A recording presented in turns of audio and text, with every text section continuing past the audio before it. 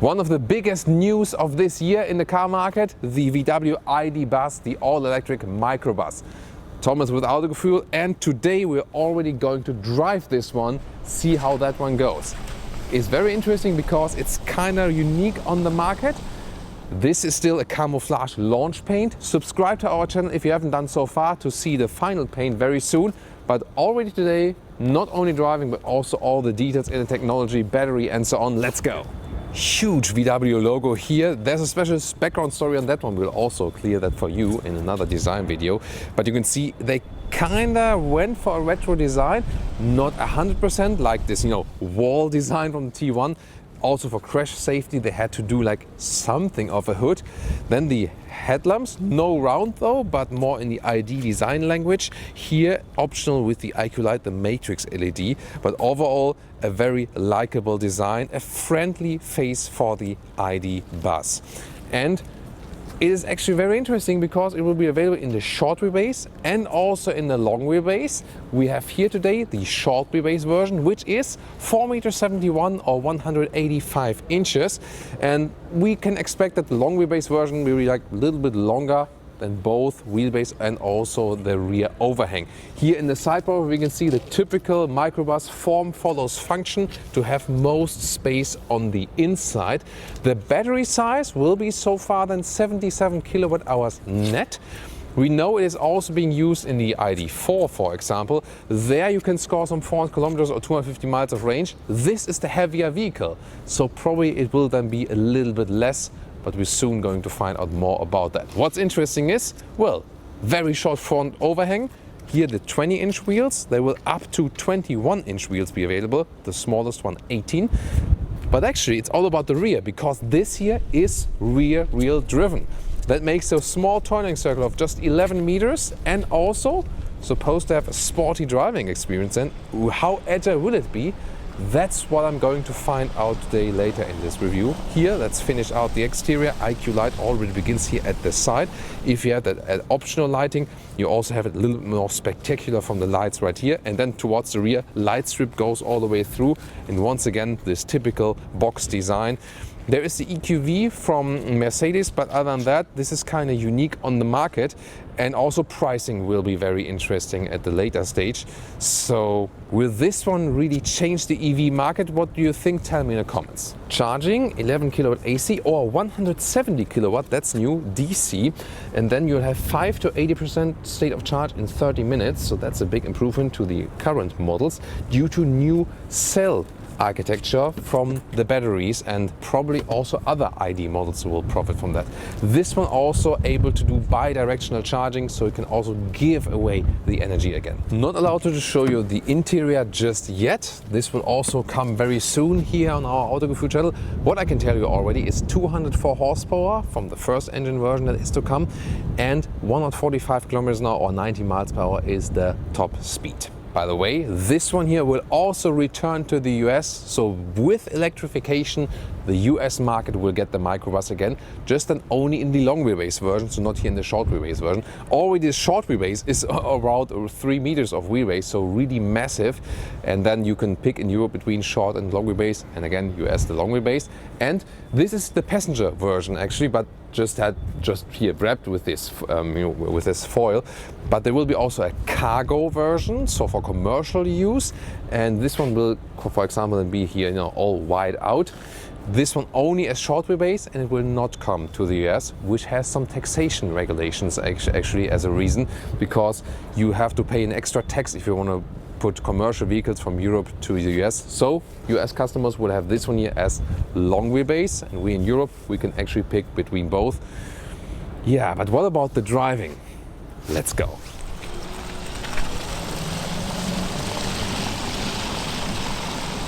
Now driving the VW ID. Bus for the very first time, and we're also joined by Klaus Tiziola, VW Head of Design, and we also have a separate design talk about it. This here is to focusing on the driving impression and everything, and we're also driving through Hamburg today.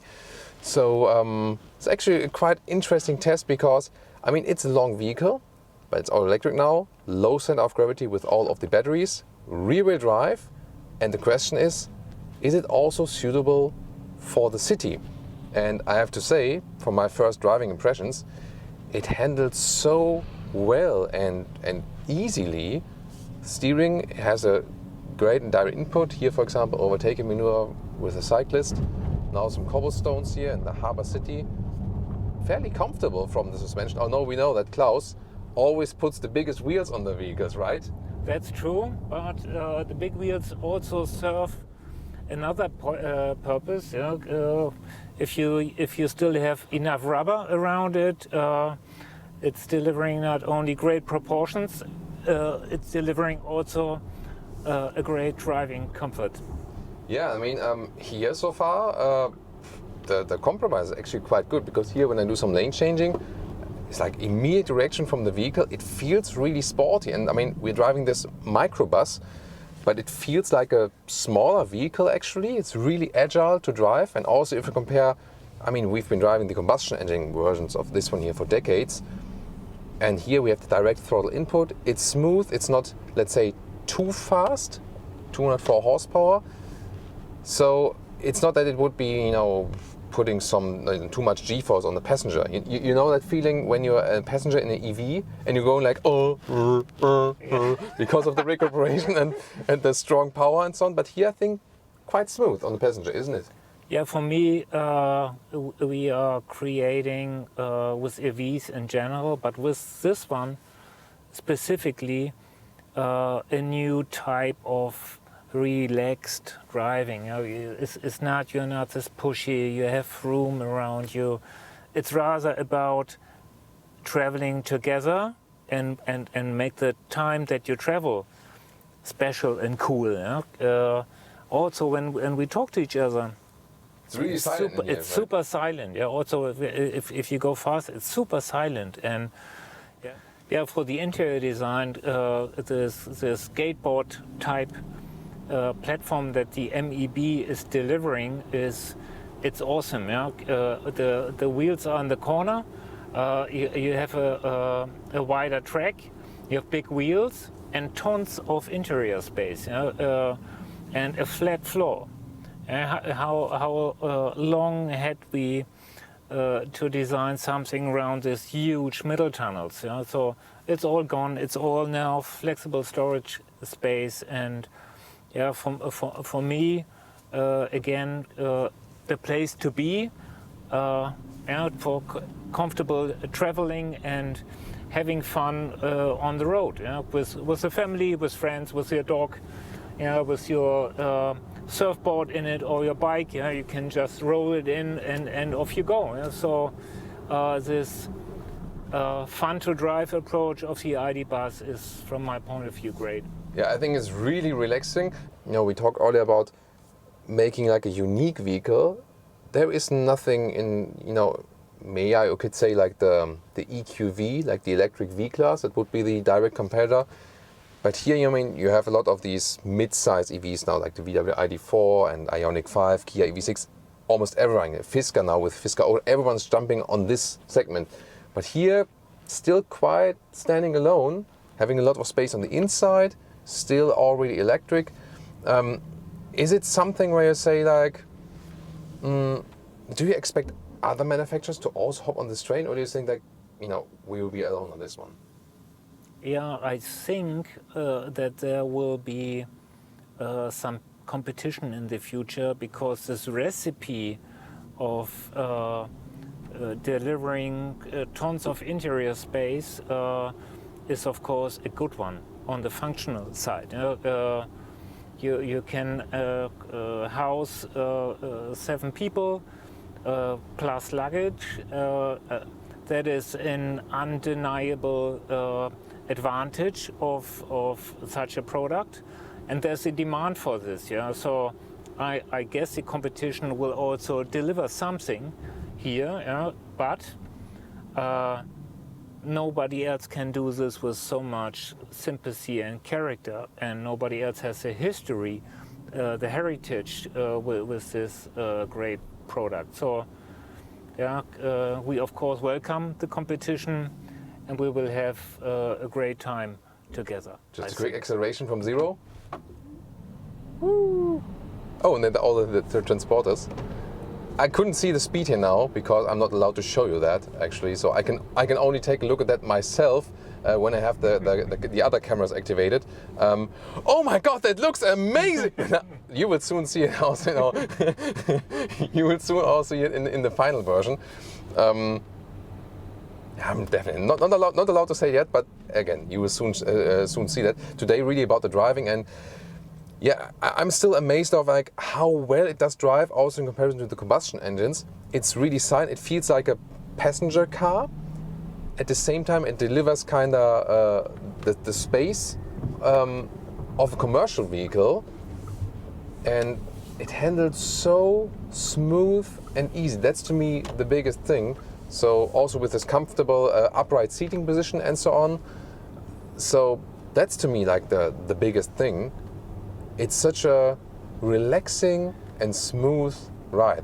I mean, it literally drives sporty, although from the outside it would be like the last thing you would expect from this vehicle to be sporty, you know.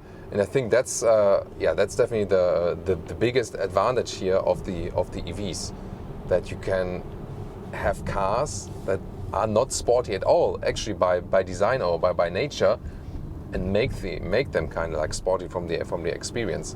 The rear-wheel drive also has a big effect of that. I really love that. It also has a super narrow turning circle, actually just like 11 meters. Would I go for like such a building style as a combustion engine or as an electric? I mean, yeah, if you do like a holiday trip and run like 10,000 kilometers or something, maybe from Norway to Spain, okay, then with electric vehicles, it's still some kind of a problem. And when we have better charging infrastructure, it will be easier. But for everything else, I would say this is just delivering the better, the easier, more fun, and also more comfortable driving experience, I think. So Absolutely. What would you think about trading in your Touareg for this one then? If I only would be able to do so, I would do it immediately. But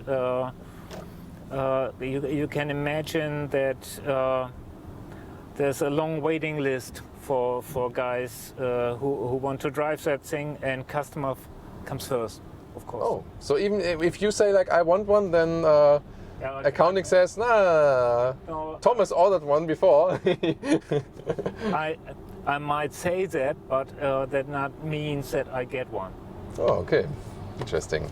Imagine, a tuned ID bus. We had this in the past with the T1 a lot, a lot of individual vehicles, of course, tuned with Porsche engines and stuff. So that's a big future for that. Yeah, I hope your colleagues from engineering department are listening. I see the penalty coming. Yeah, I mean, there is this GTX brand which has then the all-wheel drive models for the ID family. Yeah. This is also here the ID family. So I'm just taking a wild guess here now, and look at your eye movement, and saying like there might be a GTX version also for the ID bus. I wish for it. I wish for it.